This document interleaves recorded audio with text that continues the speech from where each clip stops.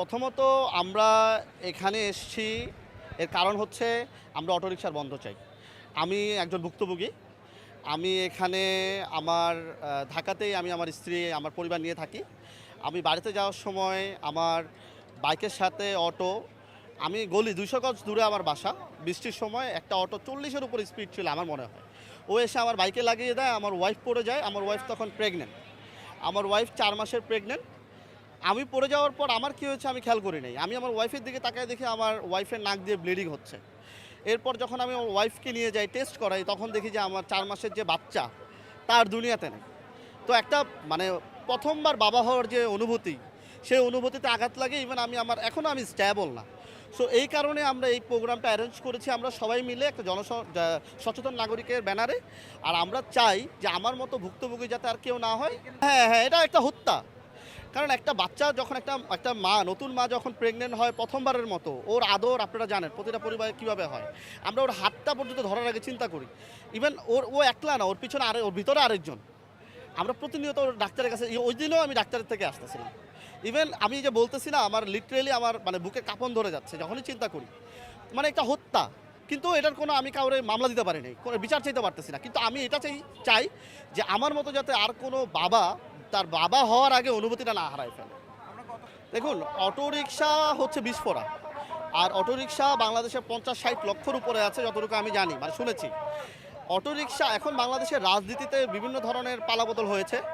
এখন কেউ কি এটা রাজনৈতিক উদ্দেশ্যে ব্যবহার করছে কিনা সেটা একমাত্র আমাদের সরকার তার গোয়েন্দা দ্বারা বের করতে পারবে। তবে যেখানে বিদেশি নাগরিক ছিল, বিদেশি নাগরিকের গায়ে হাত দেওয়াটা মোটেও একটা দেশের জন্য ভালো কিছু বয়ে আনে না।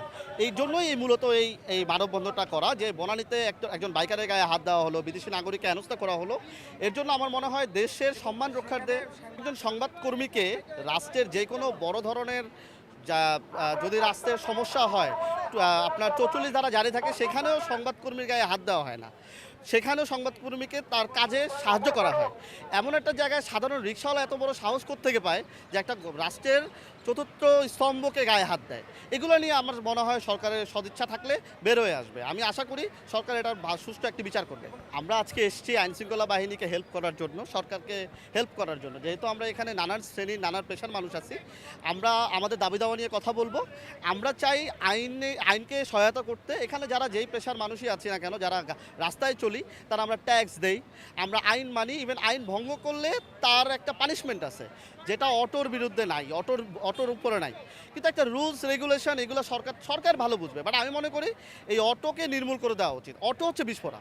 আপনার যখন অঙ্গে অঙ্গে ব্যথা হবে, আপনার পুরো নির্মূল না করা পর্যন্ত আপনি কোনো সমাধান পাবেন না। আরেকটি বিষয় হচ্ছে, আপনি আজকে হয়তো খালি চোখে দেখতে পারতেছেন না যে দেশের শহরের কি অবস্থা, কিন্তু ৫ বছর যদি এটাকে পুষতে থাকেন, আপনার হাত পা কেটে ফেলা ছাড়া কোনো উপায় থাকবে না।